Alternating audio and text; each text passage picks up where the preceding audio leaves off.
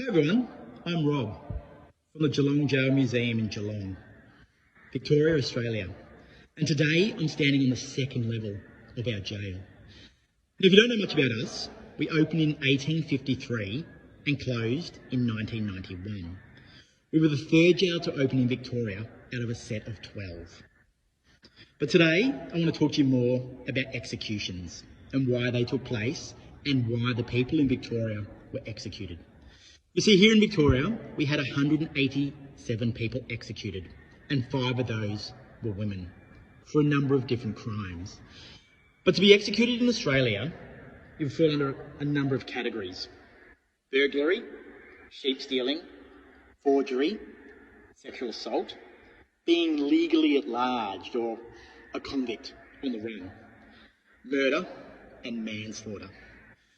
But for the 187 people executed in Victoria, I'll break it down.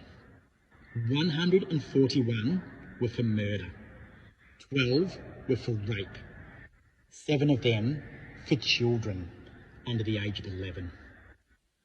7 were for shooting with intent to murder, and 4 were freedom fighters, local Indigenous men fighting for their traditional lands from the British.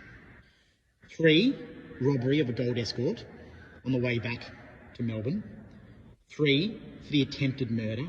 3 for fratricide, which is the killing of a sibling, a brother or a sister. 1 was for arson, 1 was for sodomy, 1 was for bank robbery, 1 was intent to murder, 1 was attempted poisoning, and 1 was robbery under arms. But here in Victoria, we also have the last woman in Australia to be executed, a woman by the name of Jean Lee. We also have the last man to be executed in Australia in 1967, a man by the name of Ronald Ryan, for a crime he did not do. Ronald Ryan had escaped from Pentridge Prison in Coburg, Melbourne, and during his escape, a prison officer was shot, and he was the blame for it. But forensics shows us today that Ronald didn't do it. The bullet came down and he wasn't tall enough. So more than likely, it was the prison officer on the tower at the time of the escape.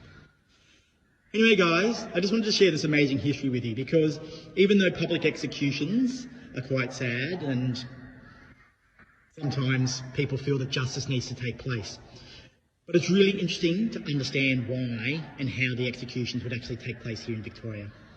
Anyway, guys, thank you very much for listening to me today. And if you are in Geelong, drop down and say g'day, because we just love sharing the history of Australian crime here in Victoria, here in Geelong. Thank you, guys.